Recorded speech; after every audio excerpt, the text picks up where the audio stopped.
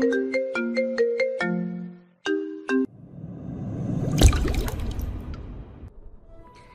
সাংঘাতিক বউ আমার। বউ থাকতে অন্য কারো দিকে তাকাইতে যাব কেন? আমার বউ কি কোনো দিক দিয়ে কম নাকি?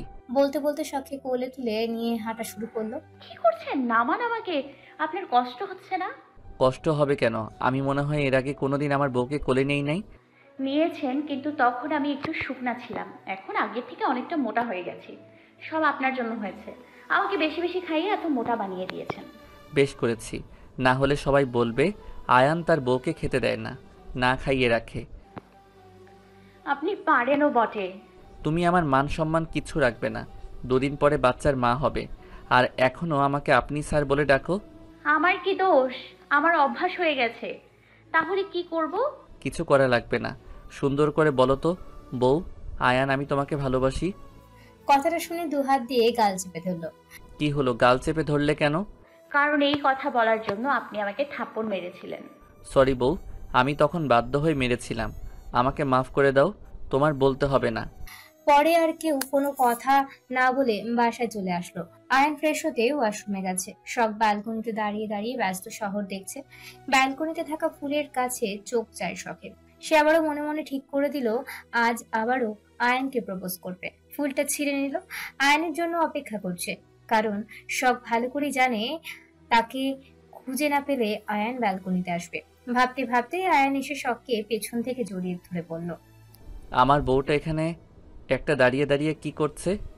আপনার বউটা এখানে দাঁড়িয়ে দাঁড়িয়ে আপনার জন্য সতীন খুঁজছে। শখ বলতেই শখের ঘাড়ে হালকা করে কামড় দিল আয়ান। সাপের মতো কামড়াচ্ছেন কেন? কি বললে, আমি সাপ? শখের ঘাড়ে চুমু খেতে খেতে বলল। তা নয় তো কি। আমি আপনাকে একটা কথা বলতে চাই। কিছুটা ভয় নিয়ে বলল। শখ এবার আয়ানের দিকে ঘুরে তাকালো। আয়ান ভ্রুকুচকে তাকিয়ে আছে শখ কি বলবে তা জানার জন্য। শখ হাতে থাকা ফুলটা আয়ানের সামনে ধরে চোখ বন্ধ করে বলল, আমি তোমাকে ভালোবাসি আয়ান। শখ আয়ানের কোনো সাড়া শব্দ না পেয়ে চোখ খুলে দেখলো আয়ান ওর দিকে হাঁ করে তাকিয়ে আছে। ওভাবে গরুর মতো হাঁ করে তাকিয়ে আছো কেন? আমি কি কোনো জোকস বলছি তোমাকে? শখ, তুমি বলছো? সত্যি আমি বিশ্বাস করতে পারছি না। আমি কখনো ভাবি নাই তুমি আমাকে আবার নিজে থেকে বলবে। কি নাটক শুরু করলেন? ফুলটা ধরবেন নাকি ফেলে দিব? শখের কথা শেষ হবার আগেই আয়ান তাড়াতাড়ি করে ফুলটা নিয়ে শখকে নিজের সাথে একদম মিশিয়ে নিল। শখ, আরেকবার বলতে তুমি আমাকে ভালোবাসো? কথাটা শুনে আমার কি আনন্দ লাগছে তোমাকে বলে বোঝাতে পারবো না। আমি তোমাকে ভালোবাসি আয়ান। ভালোবাসি ভালোবাসি ভালোবাসি, এতগুলা ভালোবাসি। আমিও তোমাকে অনেক ভালোবাসি বউ, ভীষণ ভালোবাসি। আমার সব অপূর্ণতার মাঝে তুমি আমার পূর্ণতা। শখ হালকা হেসে আয়নের ঠোঁটে চুমু খেলো। আয়ন বড় বড় চোখ করে শখের দিকে তাকিয়ে আছে। বউ, তুমি আমাকে চুমু খেলে? আমার বিশ্বাস হচ্ছে না। আরেকবার চুমু দিয়ে দেখাবে? না মানে আমার বিশ্বাস হচ্ছে না। আমার নিরামিষ বউ কবে থেকে এত রোমান্টিক হলো? শখ আয়নের এমন কথায় লজ্জা পেয়ে গেল। আমার আগেই টিচার যখন রোম্যান্টিক হাজবেন্ড হয়েছে সেদিন থেকে। তবে রে। বলেই আয়ান শখের ঠোঁটে নিজের ঠোঁট ডুবিয়ে দিল। বেশ কিছুক্ষণ পর শখকে ছেড়ে দিয়ে বুকের সাথে মিশিয়ে নিল। এভাবে কেটে গেল আরো 2টি মাস। কথায় আছে না, খারাপ সময়ের থেকে ভালো সময় দ্রুত চলে যায়। বেশ সুখেই কাটছিল সবার জীবন। আয়ান দেখো, বাবু কিক মারছে। বলল শখ। আয়ান দৌড়ে শখের পেটে কান পেতে দেখলো সত্যি। দুজন বেশ খুশি হলো। আমার বাবা খুব তাড়াতাড়ি পৃথিবীতে চলে আসবে, আর মাত্র 3 দিন। তারপরে আমার বাবা আমার কাছে চলে আসবে। বলেই শখের পেটে চুমু খেলো। তুমি ঘুমিয়ে পড়ো শখ, অনেক রাত হয়েছে। তুমি ঘুমাবে না? একটু পরে কথা কম বলো। তারপর আয়ান শখকে ঘুম পাড়িয়ে দিয়ে ব্যালকনিতে চলে গেল। আজ তার বাবার কথা ভীষণ মনে পড়ছে।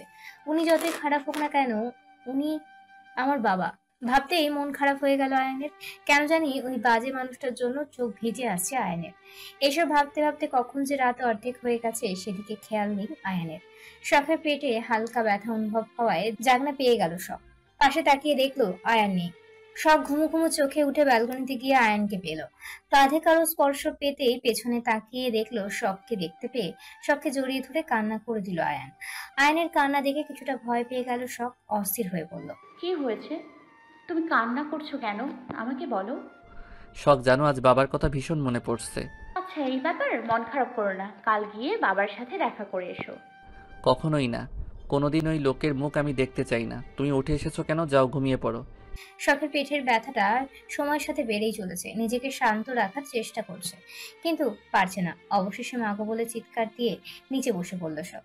আয়ান দ্রুত শখের কাছে আসলো, অস্থির গলায় বলল, কি হয়েছে? এমন করছো কেন? পেটে ব্যথা করছে, প্রচন্ড ব্যথা করছে, সহ্য করতে পারছি না। মাগো মরে যাবো মনে হয়। একদম বাজে কথা বলবে না। বলতে বলতেই শখকে কোলে তুলে নিয়ে এলো, তারপর নিচে এসে তার মাকে ডেকে তুললো। আয়ান, আমার মনে হয় শখের প্রস্রাব ব্যথা উঠেছে। দেরি না করে হসপিটালে নিয়ে মেয়েটাকে। এর আগেও তো ব্যথা হতো মা। তুই আমার থেকে বেশি জানিস। তাড়াতাড়ি ড্রাইভারকে গাড়ি বের করতে বল। শখের দিকে চিৎকার করে যাচ্ছে। তাড়াতাড়ি গাড়ি বের করে শখকে হসপিটালে নেওয়া হলো। আমি মনে হয় আর বাঁচবো না, আমি ব্যথা সহ্য করতে পারছি না আয়ান। আমি যদি মরে যাই তাহলে আমাকে তুমি মাফ করে দিও। একদম বাজে কথা বলবে না শখ, আমি আছি না। আমি থাকতে তোমার কিছু হবে না। আমি তোমার পাশে সব সময় আছি। ওটিতে যাওয়ার আগে আয়ান শখকে ভরসা দিল। শখ বলেছিল, তুমি আমার সাথে যাবে। আমার না খুব ভয় করছে, কিন্তু ডক্টর অ্যালাউ করে নাই আয়ানকে।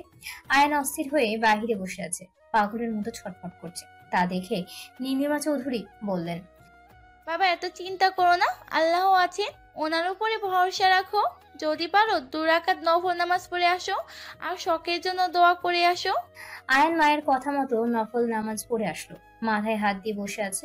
প্রায় 1 ঘন্টা পরে ওটি থেকে বাচ্চার কান্নার আওয়াজ ভেসে আসলো। তা দেখে আয়ান আরো অস্থির হয়ে পড়ল। একটু পরে নার্স এসে আয়ানের কোলে বাচ্চা তুলে দিয়ে বলল, কংগ্রাচুলেশন মিস্টার চৌধুরী, আপনি ছেলে সন্তানের বাবা হয়েছেন। আমার ওয়াইফ কেমন আছে? ডক্টর এগিয়ে এসে বলল, চিন্তা করবেন না, আপনার ওয়াইফ আর বাচ্চা দুজনেই সুস্থ আছে। একটু পরে আপনার ওয়াইফকে কেবিনে দেওয়া হবে, দেখা করবেন। ডক্টরের কথায় আয়ান কিছুটা স্বস্তি পেল। বাচ্চাকে বুকে জড়িয়ে নিয়ে পুরো মুখে চুমু খাচ্ছে আয়ান। ছেলের পাগলামি দেখে নীলিমা চৌধুরী বলল, আমার নাতিকে আমাকেও একটু দিস, সবাইকে খবর দে আয়ান। বাসায় গিয়ে সবাইকে মিষ্টি মুখ করাবো। আয়ান খুশি হয়ে তার বাচ্চাকে তার মায়ের কোলে তুলে দিল। শখকে কেবিনে দেওয়া হয়েছে। আয়ান শখের কাছে আসলো, শখের পাশে বসে কান্না করতে শুরু করলো। হাতে গরম পানির স্পর্শ পেতেই শখ চোখ মেলে তাকালো। এ কি তুমি কান্না করছো কেন? তুমি বাজে কথা বললে কেন? জানো আমি কতটা ভয় পেয়ে গেছিলাম। তোমার কিছু হলে আমি মরেই যেতাম। একদম বাজে কথা বলবে না।